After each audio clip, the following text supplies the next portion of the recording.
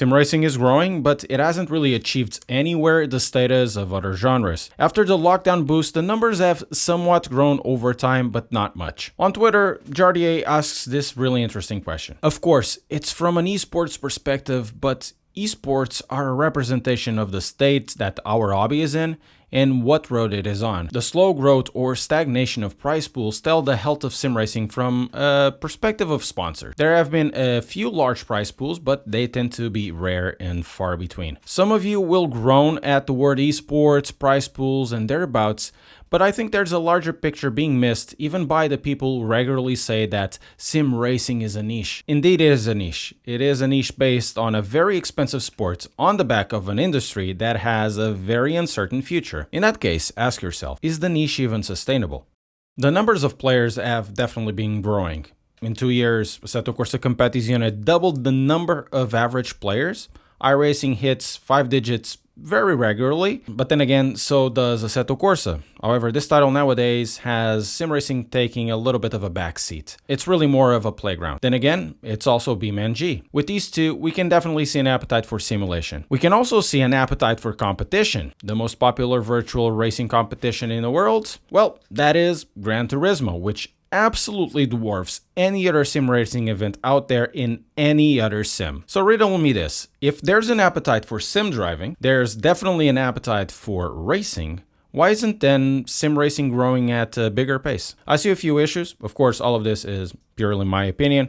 I see issues like the cost of entry, realism, and gatekeeping. In an article at GT Planet, Kazunori Yamauchi is quoted saying, "High-end wheels are fine, but I think we need something that is easier for everyone to pick up. Of course, I know it's a good experience, but it's not something everyone can afford." For example, the first Logitech Driving Force GT, there were quite a few of them because it was cheap. He's got a point. There are still more affordable wheels, but it's true. The Driving Force GT, when it came out, was significantly cheaper than most currently entry-level ones, and it did very well. The price of a lower competent end has definitely risen to around twice the price, if not more.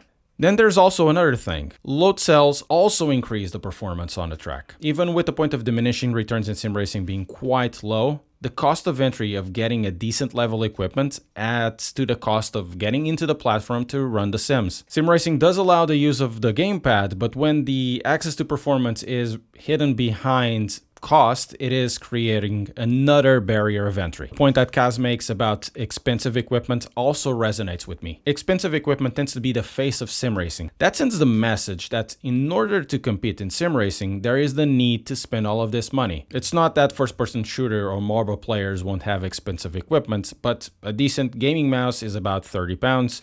A decent wheel, middle range one, is around 300.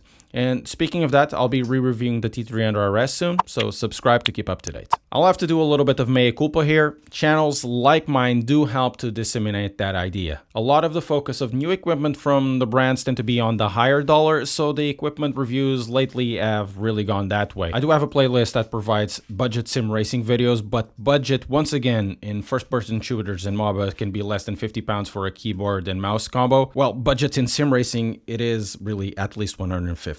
I always got confused about the idea that realism means more difficult to drive. This was an idea probably born decades ago. There's this excellent webpage by Alison Hine back from the primordial internet about Grand Prix Legends, where the legendary, and pardon the pun, difficulty of GPL is blamed on poor setups. Poor setups and overly difficult to pick up became somewhat of a meme. Even some modern sims have sometimes cars that feel like all the wheels are on casters. Here's the thing, modern racing cars are surprisingly easy to drive for the power and performance they have, as they should, because they can cost 6 to 7 digits, and the teams would like that car back in one piece, thank you so much. In this case, I really think that Competizione did fairly well. It's a surprisingly simple simulator to drive, but to drive fast, well, that's another story. So it has a lowish floor and a very tall ceiling. Also, the realism of proper sims becomes moot when you have something like driving on grass to cool tires, or when pro esports drivers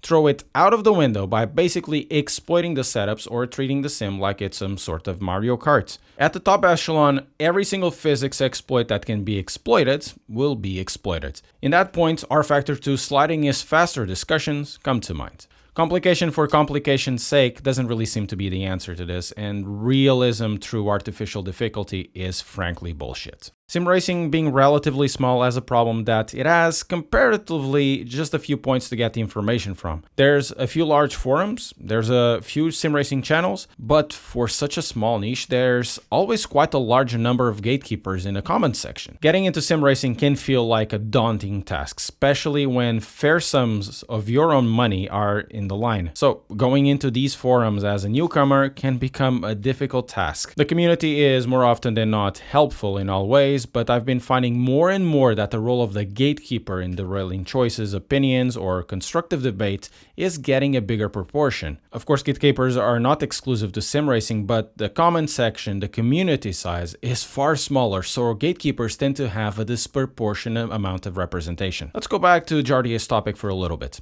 Prize pools depends on the number of eyes watching the event. It is apparent that when large sim racing events happen, with or without prize pools, the viewership in the organizer's stream is significantly lower than just one of the big streamers. I've asked my YouTube community if they watch sim racing events on the organizer's channel. The people who do are the far minority. They much rather watch the streamer's side or not watch it at all. This means that the parasocial experience still helps to bring numbers into sim racing. It's something different. You get to see the experience firsthand, the input, the unadulterated reaction to something. However, the discrepancy of numbers between the two types of streams are noticeable, perhaps too noticeable for potential sponsors or for those who foot the bill. It also doesn't help that the large number of sim racers don't seem to like watching sim racing at all. I've seen the all too common "I much rather drive than watch," and this creates and propagates an isolation effect. In my experience by watching GT channel competizione races, I found that real-life GT3 viewers have more interest and react better to the simulator race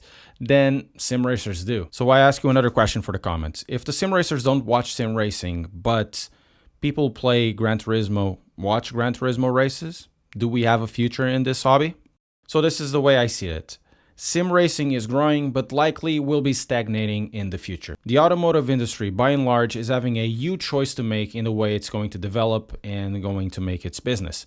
You have legislation coming in, you have artificial intelligence and self-driving, you have electric cars, and these are likely to become more and more prevalent. And with that, we have car culture taking a hit in the process. Racing games are built on car culture. Huge titles like Gran Turismo and Forza are built on car culture. The change in industry and the taste of consumers is already taking an effect on car enthusiasts. In the same article I quoted before, Kazunori mentions the shift towards SUVs and trucks. Can you really see then, sustainability of the sim racing genre based on these taste changes when most of the racing around the world is done with multiple levels of sports cars? Then when all of these users try to trickle down into sim racing, they are faced with multiple high barriers of entry like costs, a somewhat hostile comment section, and the antagonism against titles like Gran Turismo, where most of these users come from anyways, and sim racing titles that sometimes will feel more like a chore to make them run and drive, and really more complicated than they should. They'll find all of this distracting. It sometimes feels like our own niche is set up for failure. We've done it to ourselves and we take pride on it. Let's stop with the doom and gloom now. I don't really think that sim racing does need to be like this. In reality, there are a few easy wins that can be done and that would have a decent impact. A lot of these barriers that I'm talking about are artificial. They are basically self-imposed. We can forget about hostile comment sections and gatekeepers. They come with the turf. But user experience and perception about our hobby really shouldn't. So I have a few recommendations for developers. Make the titles accessible from the user interface side. Make the installation simple, the menus appealing, it's simple to navigate, the explanations clear. Remember Project Cars 2? It was hugely popular in the console. They did all of this really well. It puts me off having a complicated user interface, let alone users that are new. Make sure that the car setups are simple to use and actually decent enough to use. Competizione does this in a very good effect. I've shown in a sponsor video nonetheless that some of the stock Competizione setups aren't really all that much slower compared to the esports one. Third, make gamepad support as seamless as it is in Gran Turismo. This allows for a lower barrier of entry. Maybe reaching a ceiling would be harder, but having good controller support can bring quite a large number of people into the hobby. Lastly, when a new title is launched, no matter what it is, if there's sim racing equipment being showed using the sim, please represent the lower end of the spectrum. Wheels like the T128 or the G29 will have a representation for years to come, like the T150 and G25 still do. There's really no need for a self-imposed cost to entry based on perception. And this has been my TED Talk. Let me know in the comments what you think about this topic.